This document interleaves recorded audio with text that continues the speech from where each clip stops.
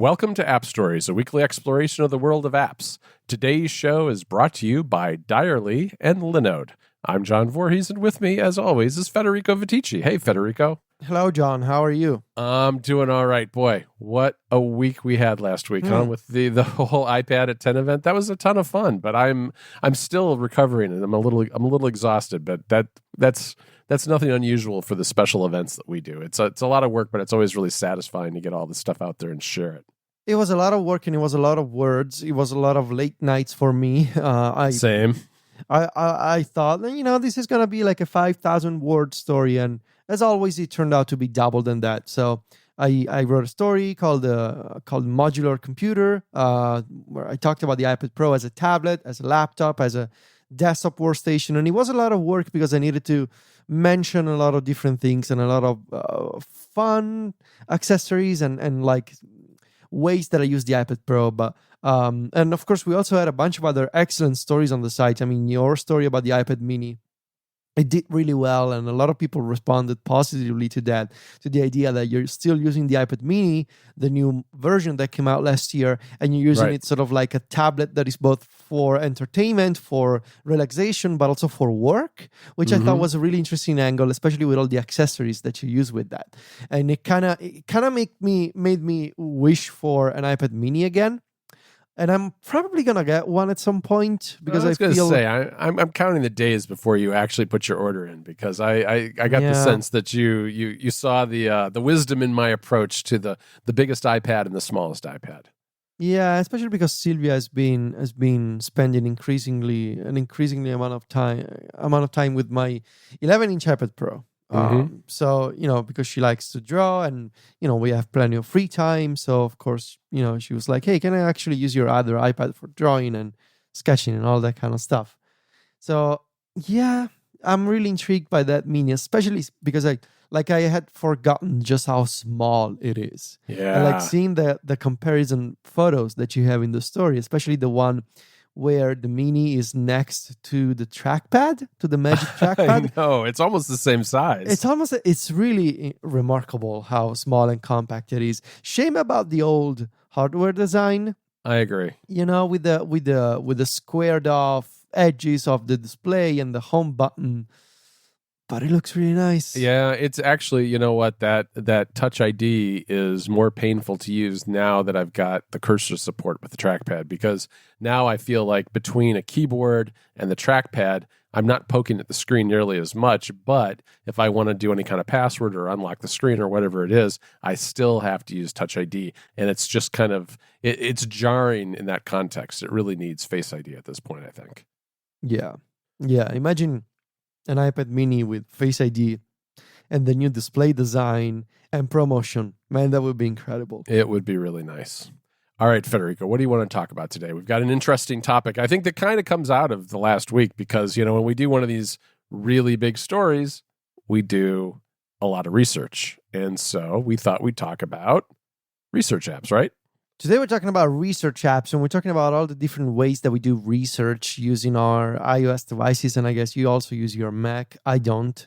But yeah, the different ways that we do research, and I thought before we talk about apps and the services that we use, I think it's valuable to, at least for me, to contextualize what I mean by research, because I'm not an academic. I don't need to prepare papers or do that kind of research. Mine is more, research about my work, about apps, about technology, about developer frameworks, about that kind of stuff. That's a good point, because it's not like we have to do kind of like formal scientific or academic citations. For us, a citation is a link. That's all it is.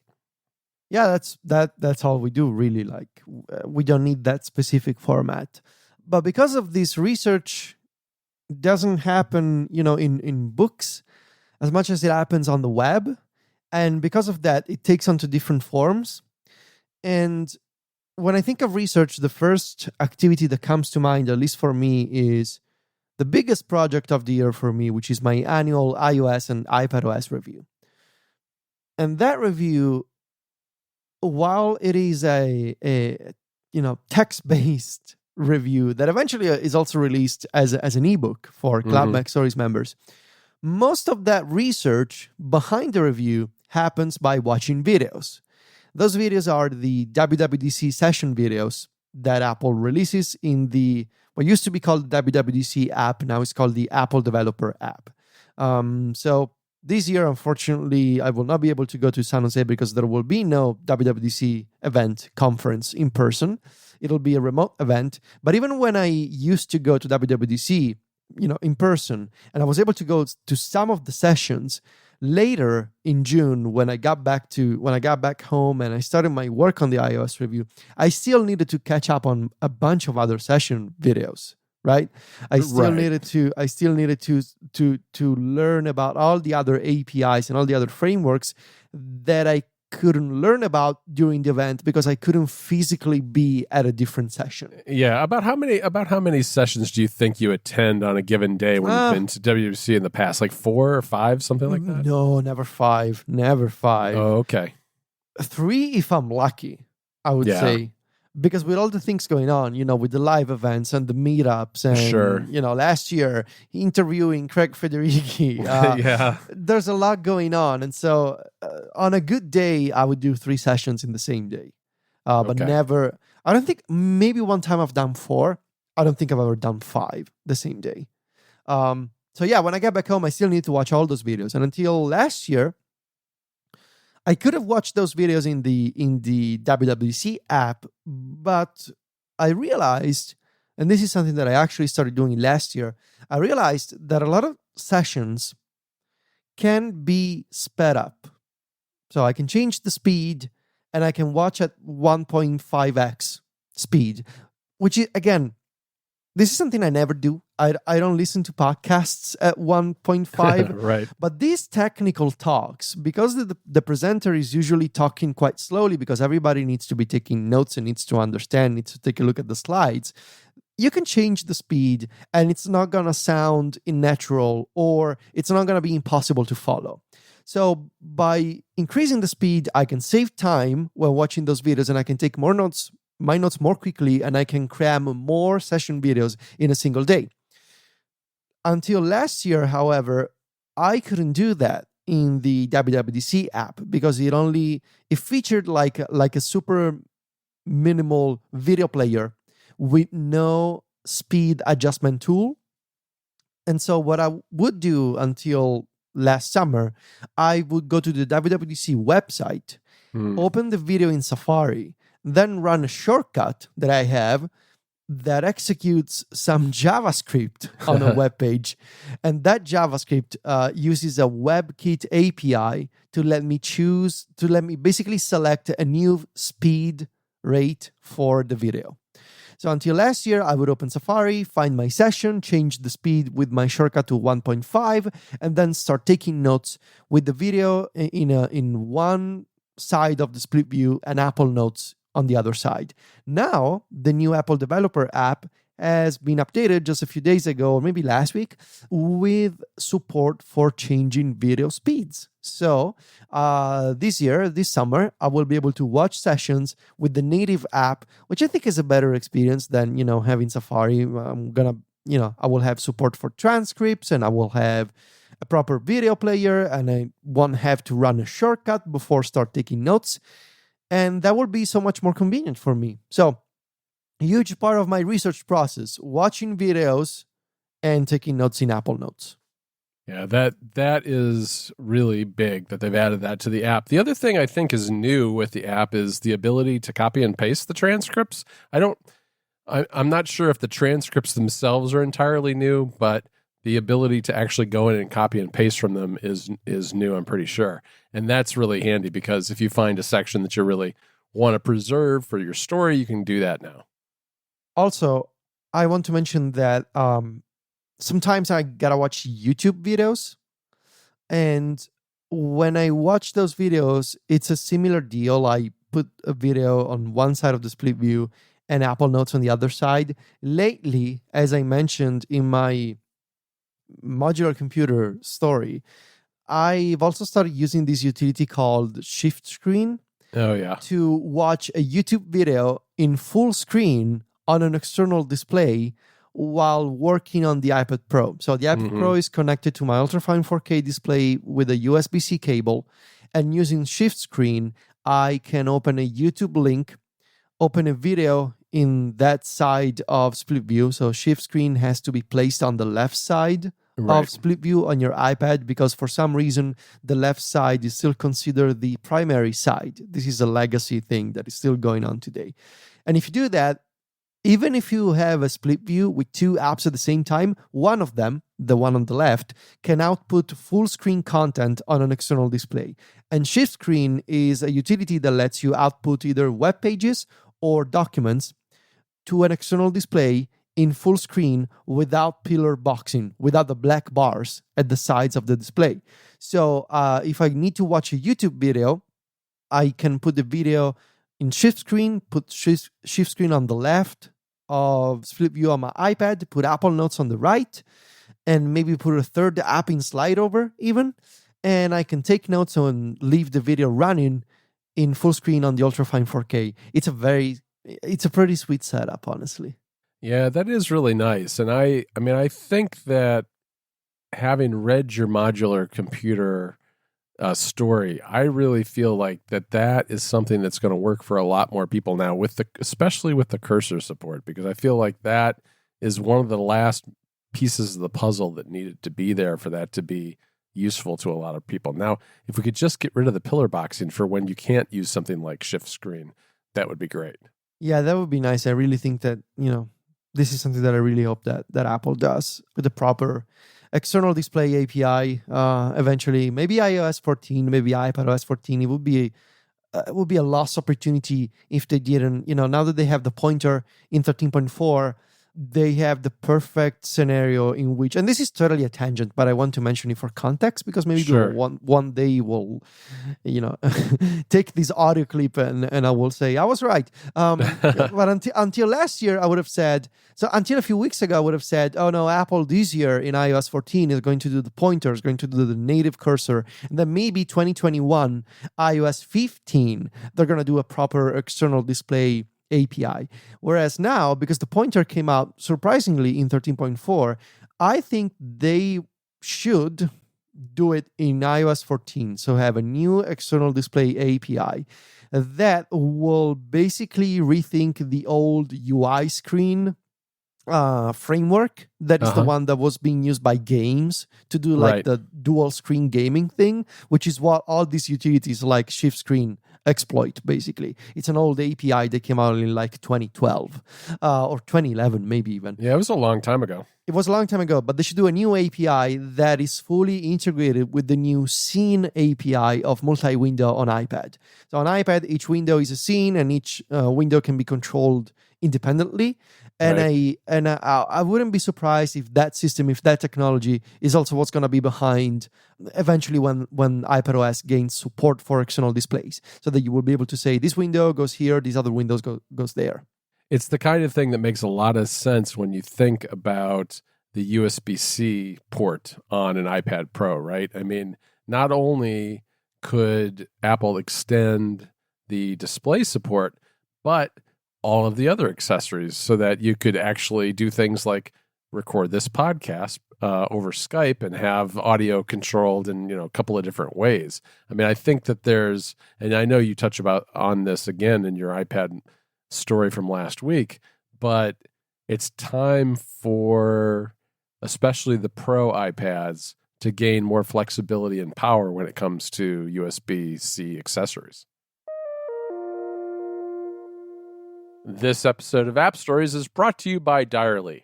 Journaling is a fantastic way to scratch a creative itch to write, collect memories, and plan for the future. With Diarly, you can do all of that effortlessly on whatever device you have on hand. That's because it all syncs between the Mac, iPad, and iPhone via iCloud, so you always have your journal with you wherever you are. What's great about Diarly is how simple it is to get started, too. Just open the app and start typing. There's no other setup, logins, or hassle. There are so many different ways you can use an app like this. You can start a traditional journal and encrypt it if you have the premium version of the app, or you can just save your notes throughout the day, creating your own private personal knowledge base. The app is incredibly customizable, too, With custom themes, text sizes, and fonts. You can even style it with CSS. If you've been using another journaling app, it's easy to switch to Diarly. The app provides importers for several different apps. If you're looking to create a journaling habit, you can set up word targets and numbers of words per day as targets too. Also, don't miss the different views. It's a great way to visualize your journal with a map and calendar view. Of course, the app also has powerful search, tagging, and options to include things like weather and location in your entries. So head on over to diarly.app to try Diarly today, the modern digital diary. Oh, hey, you know what? Diarly is also doing a giveaway of 10 promo codes for the app. Check out our show notes for a link to sign up for a chance to win. Again, that URL is diarly.app. Our thanks to Diarly for their support of the show.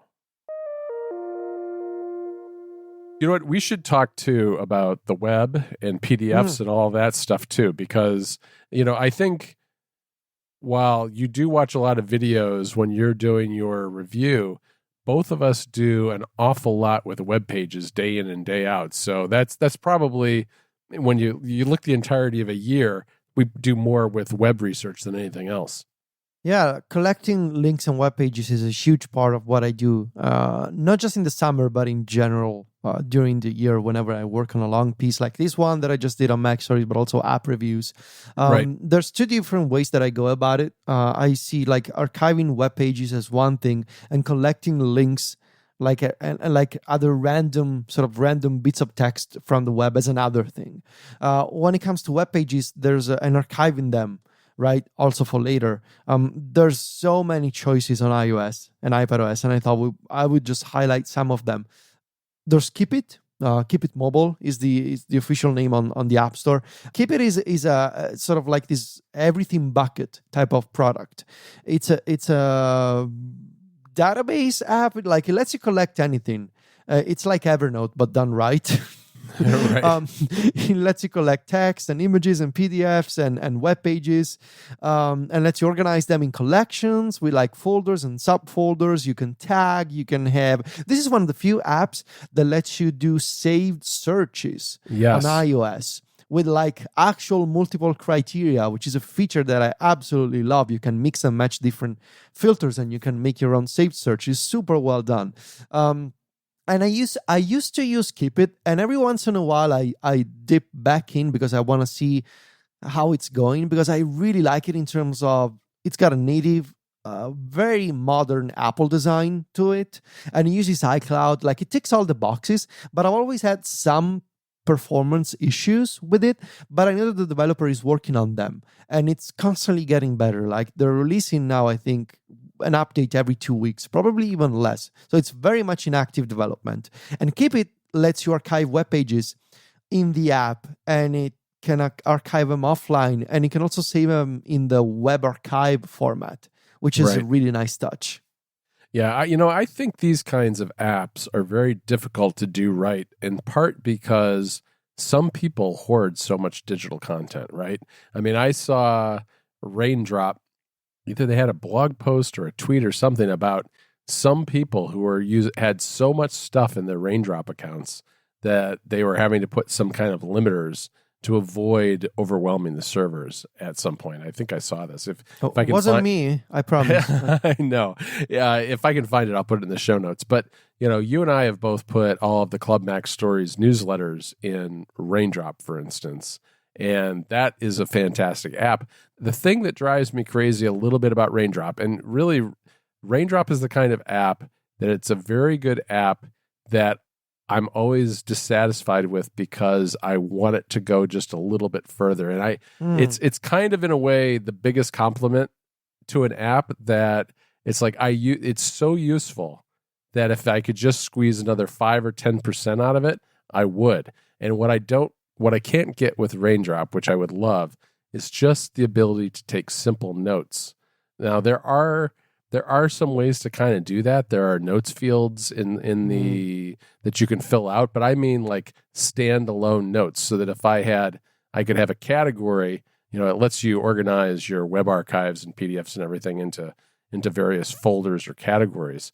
If I could have my folder of iPad research also have a note in it where I just collect maybe other little bits of text or links or notes about what's in that folder, that kind of thing, I would really like that. But it is a very good app. It doesn't tick all the iPad OS boxes. It's getting there, I think. But I think there are some issues with some of the drag and drop. Like, I don't think you can just like tap and hold and then drag an item very easily in some circumstances. But yeah, it's you're using it more than I am. What's your experience with the app, Ben? I understand the desire for archiving little bits of text in Raindrop. Yeah. Mike, my friend Mike Hurley, has also like a similar wish for Raindrop. Mhm. I don't really have that requirement myself, because the text that I want to save either goes in Apple Notes, or it goes in Thought from the Icon Factory, or it goes in Noto, which is the other note-taking app that I'm still experimenting with. Uh-huh. But most of it goes in Apple Notes these days. And if I need to quickly clean up some text, or like exchange some text between the iPhone and the iPad, I just paste it in Thought. So I don't really have a need for text in Raindrop, which I use a lot myself. And I mostly use it for two things, as you mentioned. One is the PDF documents for the Club MacStories newsletters, and the other is I have hundreds of links and web pages archived in Raindrop. Lately, I've also been considering Raindrop as a read later type of service. I have a read later collection. I thought maybe I could use Raindrop to read stuff later instead of using Reader, because I'm now also testing NetNewsWire. This issue right here, the fact that I'm testing a bunch of apps, is actually what I want to talk to you on MacStories Unplugged for Club MacStories members. All my devices are in a state of flux right now, because I've been testing a lot of things, and now I gotta make a decision of what to use. All right, I'll help you with that. I call this, to be in a John situation. Am I that notorious? Yes. So anyway, Raindrop. If you want to, when I need to do research for web stuff, I save everything in Raindrop. It's fast. It comes with full text search. It's got a bunch of integrations now, thanks to an API. They have Zapier integration. Now, I also created a shortcut for Club MacStories members to integrate Zapier and Raindrop. Right. Search is full text, as I mentioned, super fast, and they also save a permanent copy of a web page, so that if that web page eventually goes away, Raindrop has a full cached copy, which is a nice touch.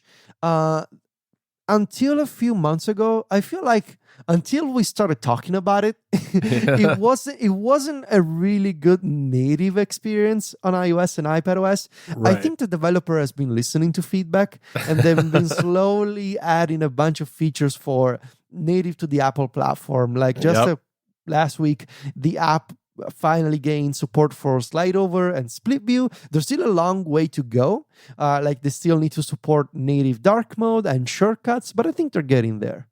Yeah, it has come a long way. And I'll tell you, one of the things that I like with this kind of app, especially since it saves that archival version of a web page, is that when we do something like the iPad series, we're looking back at web pages that are 10 years old. And who knows how long those pages are going to still be around. And they come in handy to have once in a while, looking at Walt Mossberg's first review of the iPad, for instance. That's a really interesting perspective on the iPad that I'm sure it'll stick around on the web, but it's not super easy to find, because if you just search for iPad reviews, for instance, you're just going to find the stuff that's most current. And a lot of times those older stories are hard to find. And we've been through this over and over when we did the 10th anniversary of the App Store and other things that we've done on the site, is that when I find those old gem articles on sites, I like to have a way to save them so that I have them again for later.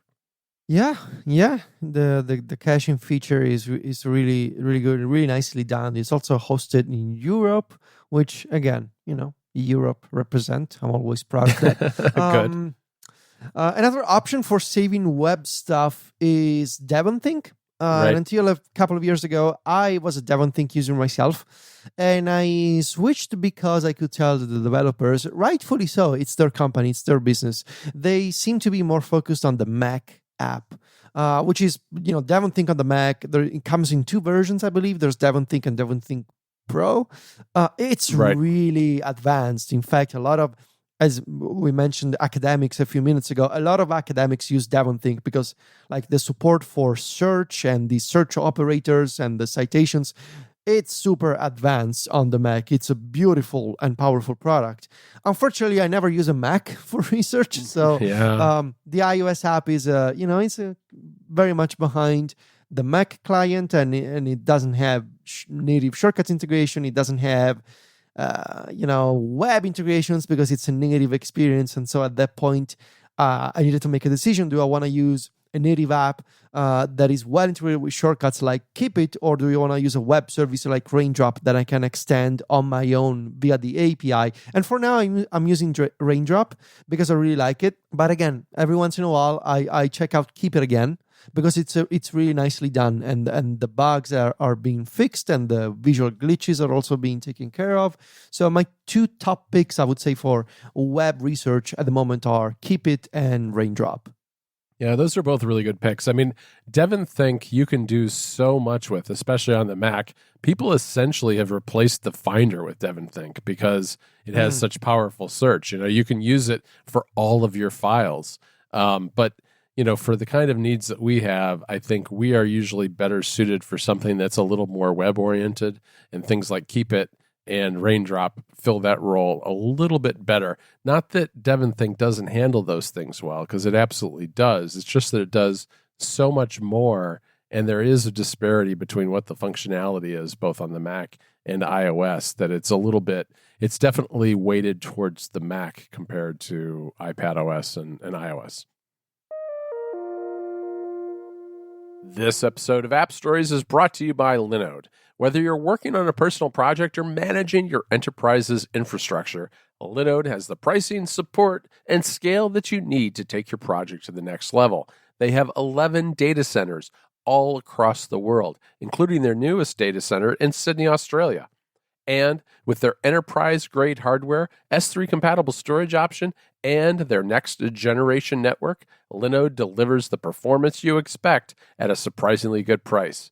Get started on Linode today with a $20 credit for listeners of this show. And you'll get access to native SSD storage, a 40 gigabit network, and industry's leading processors, a revamped cloud manager built on an open source single-page app, root access for your server, along with an API and Python CLI, and Nanode plans starting as low as $5, and a whole lot more. Just go to linode.com/appstories and use the code AppStories2020 when creating a new Linode account, and you'll get a $20 credit towards your next project. Oh, and you know what? Linode is hiring too, so if you're interested in that, go on over to linode.com/careers to find out more. Once again, that's linode.com/appstories and the promo code AppStories2020 for that $20 credit on new plans. Our thanks to Linode for the support of the show. All right, why don't we move on to PDFs? Yes, I just wanted to quickly mention links. So whenever I need to collect links is a weird thing because you can paste links in Apple Notes and it's fine, or you can save links from Safari to Notes via the extension. And when you do so using the extension, you get a rich link. But if you paste a link inside Notes, it's not a rich link with a thumbnail and a visual presentation. It's a raw URL, which it feels kind of 2005 to me. Yeah. I like what Apple should do. They should copy Noto. So Noto, Noto, this third-party note-taking app that even if you paste using Command V, for example, a link inside the app, it transforms into a rich link. So you never see you can force it to be a raw URL, but by default, all links are treated as rich links, which if you need to collect a bunch of links and you want to be able to tell them apart by looking at their thumbnail preview, it's nice to have a visual preview of those links. So I wish that Apple Notes had a little more extensive support for rich links. All right. Well, let's try PDFs now, because you don't read a lot of PDFs, do you, Federico? I mean, that's like a lawyer thing. It's more of a lawyer thing, but I do have the occasional technical document, especially about iOS and iPadOS, that I need to read and take notes on. Okay. So for those occasions, and this is going to be like, I don't know, 3 times a year that it happens, but whenever it does, I always use this iPad app called Margin Note.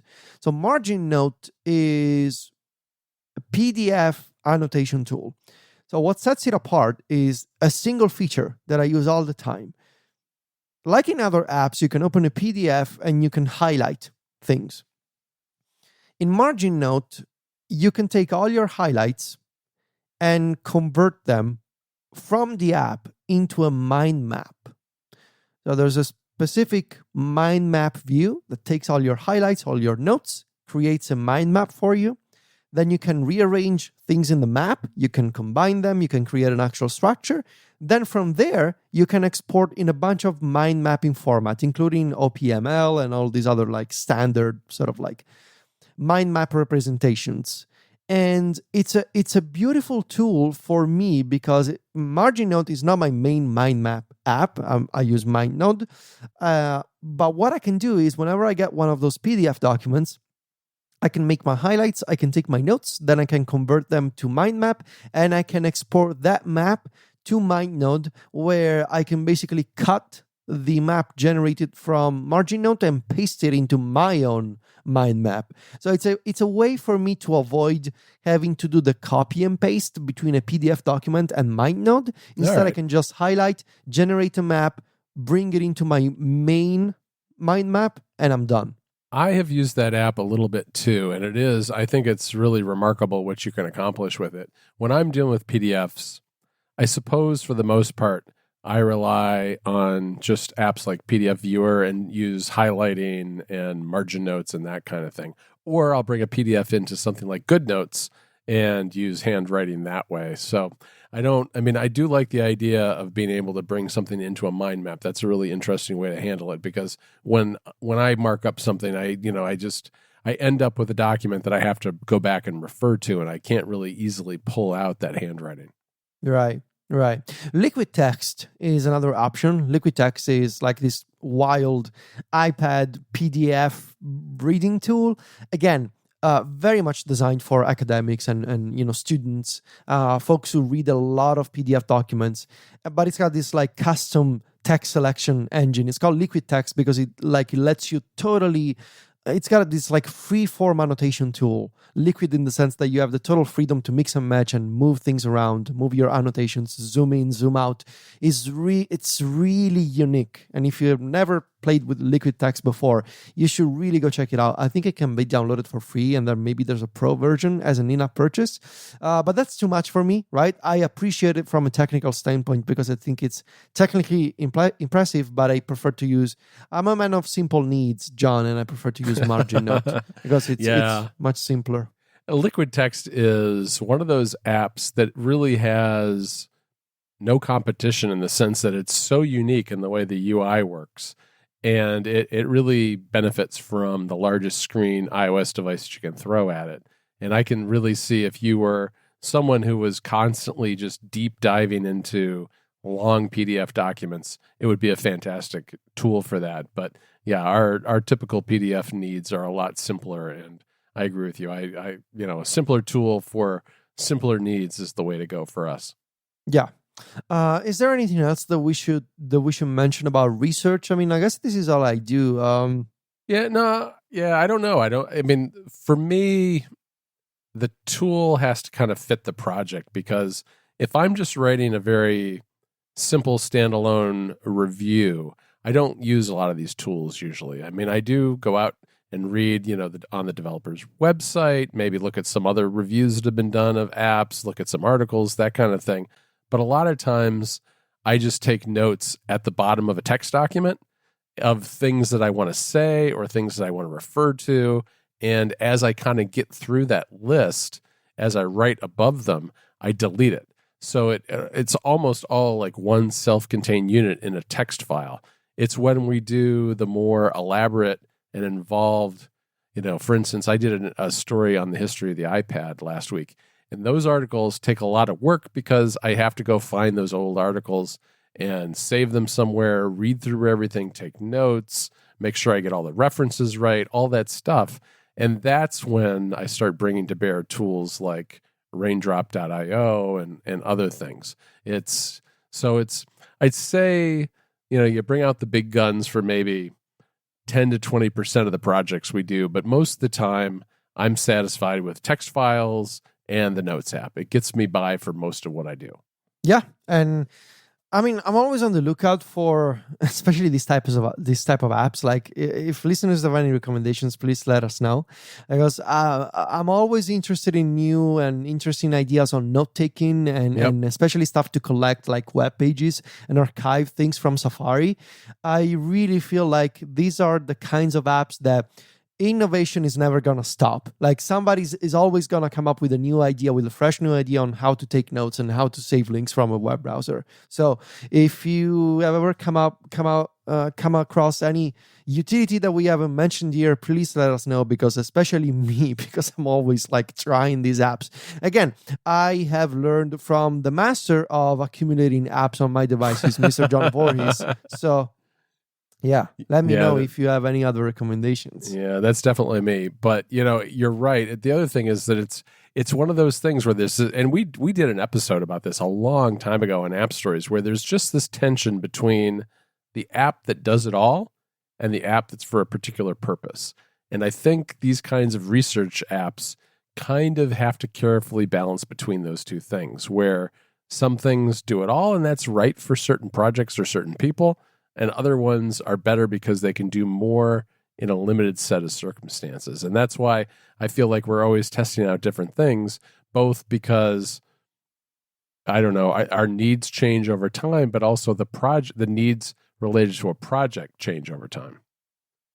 Okay, Federico, that's a great place to stop for this week. I want to thank our two sponsors again. That's Direly and Linode. And of course, you can find me and Federico over at MacStories.net and Club MacStories. Federico is online on Twitter and Instagram as @Viticci. That's VITICCI. And I'm at John Voorhees, JOHNVOORHWS. Talk to you next week, Federico. Ciao, John.